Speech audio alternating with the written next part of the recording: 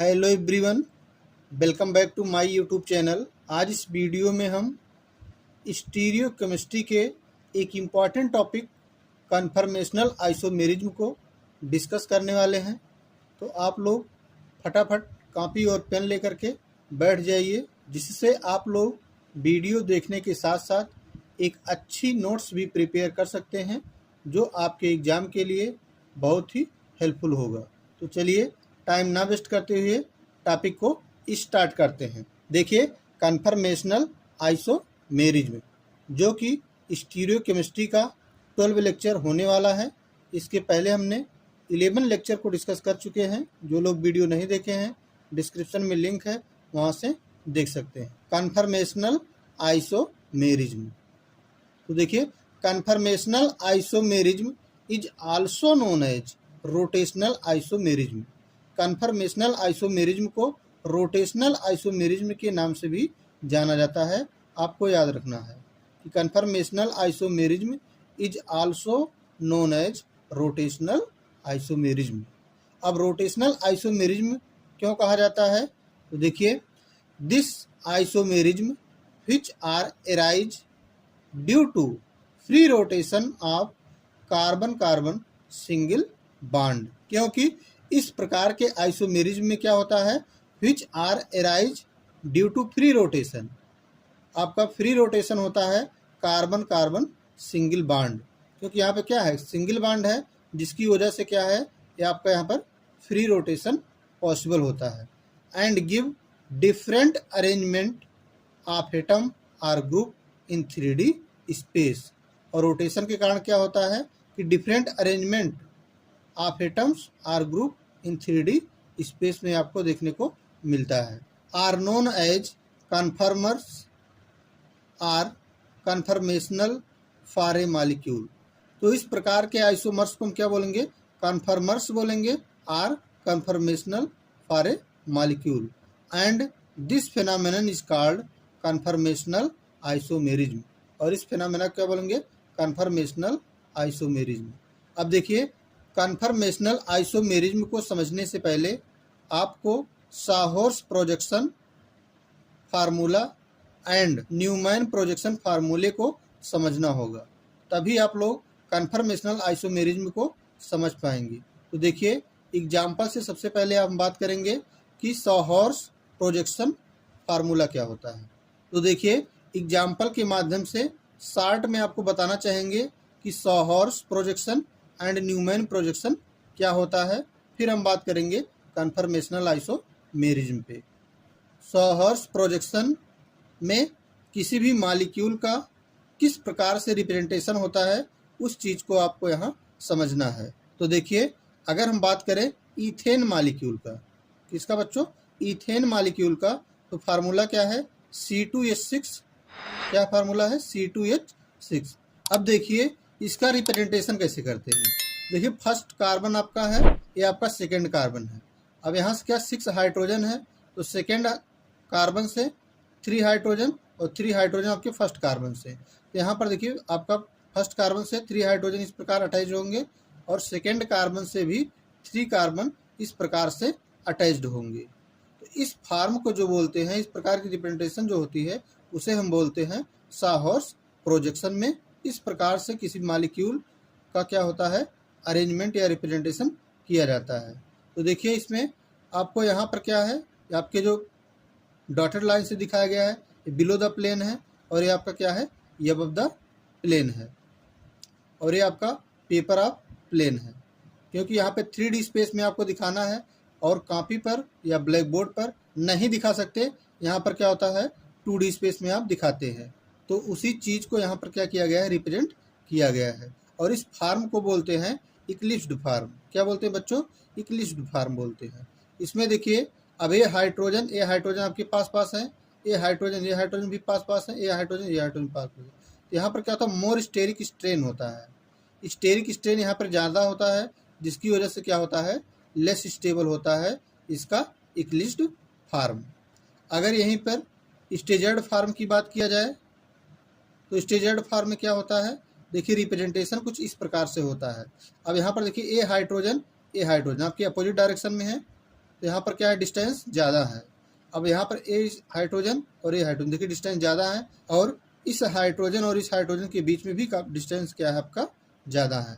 तो यहाँ पर क्या होता है, स्टेरिक हिंड्रेंस आप स्ट्रेन क्या होता है, कम होता है, जिसकी वजह से स्टेजर्ड फार्म जो होता है वो मोर स्टेबल होता है, और इक्लिप्स्ड फार्म क्या होता है, लेस स्टेबल होता है, क्योंकि यहाँ पर ग्रुप आपके पास पास होते हैं, जिसकी वजह से क्या होता है, स्टेरिक स्ट्रेन पाया जाता है। ये भी आपको याद रखना है कि इक्लिप्स्ड फार्म जो होता है वो लेस स्टेबल होता है कंपेयर टू स्टेजर्ड फार्म। यहाँ पर लेस स्टेरिक स्ट्रेन है, इसलिए क्या होता है आपका, मोर स्टेबल होता है। तो किसी भी मॉलिक्यूल को साहर्स प्रोजेक्शन का रिप्रेजेंटेशन इस प्रकार से आप लोग करते हैं। आगे हम लोग इसका यूज करेंगे कन्फर्मेशनल आइसोमेरिज्म में, लेकिन इसका यूज करने से पहले आप लोग न्यूमैन प्रोजेक्शन का भी रिप्रेजेंटेशन देख लीजिए कि किस प्रकार से वहाँ पर मॉलिक्यूल का रिप्रेजेंटेशन किया जाता है in case of Newman projection. चलिए हम लोग नेक्स्ट स्लाइड पर देखते हैं। देखिए यहाँ पे सेकंड है यूजिंग न्यूमैन प्रोजेक्शंस। अब न्यूमैन प्रोजेक्शंस के केस में किस प्रकार से रिप्रेजेंट होता है किसी भी मॉलिक्यूल का। देखिए इथेन मॉलिक्यूल यहाँ पर भी ले लेते हैं एग्जांपल के केस में। तो आपका इथेन मॉलिक्यूल का ये फर्स्ट कार्बन है, ये आपका सेकंड कार्बन है। सेकंड कार्बन से भी 3 हाइड्रोजन अटैच्ड हैं, और फर्स्ट कार्बन से भी 3 हाइड्रोजन आपका अटैच्ड है। ये स्ट्रक्चर सभी लोगों को पता है। यहाँ पर कार्बन में अगर हाइब्रिडाइजेशन की बात की जाए तो आपका जो कार्बन है वो sp3 हाइब्रिडाइज्ड है, क्योंकि यहाँ पर सभी बाड जो है वो क्या है, सिग्मा बाड है, और सिग्मा बाड है तो क्या है आपका sp3 हाइब्रिडाइजेशन है। अब देखिए इसका रिप्रेजेंटेशन आप न्यूमैन प्रोजेक्शन फार्मूले में कैसे करते हैं। अब देखिए जो फर्स्ट कार्बन आपका है, तो फर्स्ट कार्बन को हम लोग सर्किल से क्या करते हैं, दिखाते हैं, और उसके हाइड्रोजन को इस प्रकार से दिखाते हैं, उसके हाइड्रोजन को इस प्रकार से दिखाते हैं, जिसे हम रियर कार्बन बोलते हैं या फिर बैक कार्बन बोलते हैं। सेकेंड को हम लोग इस प्रकार से दिखाते हैं, यहाँ पे ये जो लाइन आपकी दिखाई गई रेड से, और हाइड्रोजन को इस प्रकार से दिखाते हैं, इसे हम बोलते हैं फ्रंट कार्बन। ये आपका फ्रंट कार्बन है, इस सर्किल से जो दिखाया गया है आपका रियर कार्बन है, तो रियर कार्बन के हाइड्रोजन को दिखाया गया है, और फ्रंट कार्बन के हाइड्रोजन को इस प्रकार से दिखाया गया है। अगर इस फार्म की बात करेंगे तो ये आपका इक्लिप्स्ड फार्म है। कौन सा फार्म है, इक्लिप्स्ड फार्म है। तो न्यूमैन प्रोजेक्शन में क्या होता है, इस प्रकार से रिप्रेजेंटेशन आपको दिखाया जाता है इजली। अब आगे हम लोग न्यूमैन प्रोजेक्शन का यूज करके कन्फर्मेशनल आइसोमर्स ऑफ इथेन देखने वाले हैं। अब देखिए इथेन के केस में जो होता है, इन ethane by rotating on methyl group about the carbon carbon single bond. अब जो आपका मेथिल ग्रुप है, ये जो आपका मेथिल ग्रुप है, कार्बन कार्बन सिंगल बॉन्ड है, इधर का जो ग्रुप है ये क्या कर सकता है, अगर इसे हम फिक्स्ड कर दें और इस कार्बन को क्या करें, रोटेट करें, तो इस प्रकार से डिफरेंट अरेंजमेंट आपको देखने को मिलेगा। तो देखिए इन ethane bye rotating on methyl group about the carbon carbon bond single bond keeping the other methyl group fixed. अगर दूसरे मेथिल ग्रुप को हम फिक्स कर दें और एक मेथिल ग्रुप को क्या करें, रोटेट करें कार्बन कार्बन सिंगल बॉन्ड के थ्रू, तो क्या होगा, several structure can be farmed. तो वहाँ पे हमें कई प्रकार के स्ट्रक्चर क्या होंगे, फार्म्ड होंगे। If the various arrangement do not differ in energy then the various possible arrangement. लेकिन जो वेरियस प्रकार के आपके अरेंजमेंट हैं उसमें जो एनर्जी सबकी होती है वो डिफर, डू नॉट डिफर, और डिफर नहीं होती है, then the various possible arrangement are inter convertible simply by rotation about carbon carbon single bond. तो कार्बन कार्बन सिंगल बॉन्ड की वजह से ही क्या होता है, इथेन मॉलिक्यूल में रोटेशन पॉसिबल होता है। हम एक मॉलिक्यूल को क्या करते हैं, फिक्स करके, और दूसरे को क्या करते हैं, रोटेट करते हैं। देखिए out of the several possible arrangement there are 2 extreme case. तो जब आप सेवरल पॉसिबल अरेंजमेंट जो होती है वहाँ से देयर आर 2 एक्सट्रीम केसेस, क्योंकि रिप्रेजेंटेशन तो यहाँ पे इनफाइनाइट होगा, आपका जो अरेंजमेंट मिलेगा वो इनफाइनाइट होगा अगर आप थोड़ा थोड़ा रोटेट करेंगे। लेकिन जिसमें आपको क्या मिलेगा, out of the several possible arrangement there are two extreme case. तो दो एक्सट्रीम केस हैं जिसको आपको पढ़ना है। तो देखिए, फर्स्ट आपका है इक्लिप्स्ड फॉर्म और सेकंड आपका है स्टेजर्ड फॉर्म। इक्लिप्स्ड फॉर्म और स्टेजर्ड फॉर्म, चलिए एग्जाम्पल से और क्लियर करते हैं इस टॉपिक को। देखिए, फ्रंट कार्बन का रिप्रेजेंटेशन आपको इस प्रकार से दिखाया गया है और रियर कार्बन या फिर बैक कार्बन का रिप्रेजेंटेशन आपको इस प्रकार से दिखाया गया है। अब देखिए आप लोग उसी चीज़ को, अब यहाँ पर देखिए ये आपका रियर कार्बन या फिर बैक कार्बन है जिसके हाइड्रोजन आपके यहाँ पर लगे हुए हैं, और ये आपका जो दिखाया गया है फ्रंट कार्बन दिखाया गया है।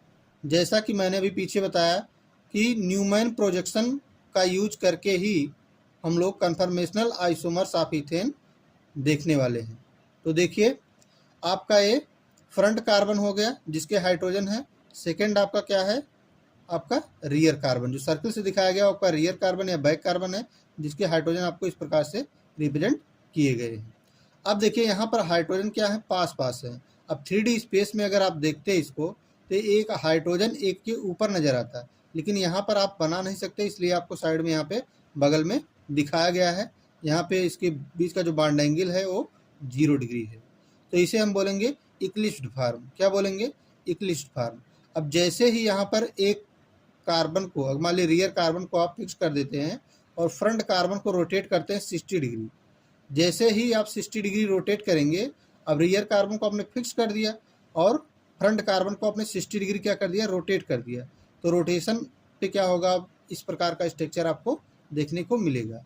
अब यहाँ पर देखिए हाइड्रोजन के बीच की जो डिस्टेंस है वो क्या हो गई, लार्ज हो गई। अब लार्ज हो गई तो आपका स्टेरिक स्ट्रेन जो था वो कम हो गया, तो इसे हम बोलेंगे स्टेजर्ड फॉर्म। क्या बोलेंगे बच्चों, स्टेजर्ड फॉर्म। और स्टेजर्ड फॉर्म जो होता है वो इक्लिप्स्ड फॉर्म से क्या होता है, मोर स्टेबल होता है। इस प्रकार से इनफाइनाइट अरेंजमेंट या वेरियस अरेंजमेंट आपके पॉसिबल हो सकते हैं, लेकिन आपको इक्लिप्स्ड फॉर्म और स्टेजर्ड फॉर्म को यहाँ पर पढ़ना है। तो न्यूमैन प्रोजेक्शन फार्मूले का यहाँ पर यूज किया गया है जिसे आप इजीली समझ सकते हैं। इस प्रकार आपको इक्लिप्स्ड और स्टेजर्ड फॉर्म मिलेगा। जब आपके हाइड्रोजन पास पास होंगे, स्टेरिक इंडेक्स ज़्यादा होगा, उसे आप इक्लिप्स्ड फॉर्म बोलेंगे। जब आपका दूर दूर होंगे तो वहाँ पर क्या होगा, स्टेरिक स्ट्रेन आपका कम होगा, उसे हम बोलेंगे स्टेजर्ड फॉर्म। क्या बोलेंगे, स्टेजर्ड फॉर्म। अब देखिए इक्लिप्स्ड फॉर्म और स्टेजर्ड फॉर्म को किस प्रकार से आप डिफाइन करेंगे। देखिए eclipsed form, the carbon hydrogen bonds on the front and rear carbon atoms are aligned to each other with the dihedral angle of 0 degree. जब आपके कार्बन हाइड्रोजन बॉन्ड जो हैं on the front end rear carbon, जो front carbon है और जो rear carbon है उसके जो हाइड्रोजन, कार्बन हाइड्रोजन क्या है, बॉन्ड है, कार्बन हाइड्रोजन क्या है, बॉन्ड है। अगर इस प्रकार से अलाइंड है वो कि each other with the dihedral angle 0 degree, अगर उनके बीच का जो एंगल है वो 0 डिग्री है तो उसे हम क्या बोलेंगे, इक्लिप्स्ड फॉर्म बोलेंगे। क्या बोलेंगे बच्चों, इक्लिप्स्ड फॉर्म बोलेंगे। इक्लिप्स्ड फॉर्म कब बोलेंगे, जब आपका कार्बन हाइड्रोजन जो बॉन्ड है वो फ्रंट कार्बन और रियर कार्बन का क्या होगा, अलाइंड इस प्रकार से होगा कि डाईहेड्रल एंगल क्या हो जाए, 0 डिग्री हो जाए, तो उसे आप क्या बोलेंगे, इक्लिप्स्ड फॉर्म बोलेंगे। सेकेंड आपका है स्टेजर्ड फॉर्म। स्टेजर्ड में क्या होगा, the carbon hydrogen bond on the rear carbon, carbon hydrogen bond on the rear carbon atom lie between those on the front carbon atom dihedral angles of 60 degree. जब carbon hydrogen bond क्या होगा rear carbon का, वो लाई करेगा between those on the front carbon, front carbon के बीच में लाई करेगा with dihedral angle of 60 degree. Rotation जो होगा वो 60 डिग्री का होगा, उसे आप क्या बोलेंगे, स्टेजर्ड फॉर्म बोलेंगे। क्या बोलेंगे बच्चों, स्टेजर्ड फॉर्म बोलेंगे। तो इस प्रकार से तो आज इस वीडियो में हमने कन्फर्मेशनल आइसोमेरिज्म ऑफ इथेन को बिल्कुल बेसिक से डिस्कस किया है।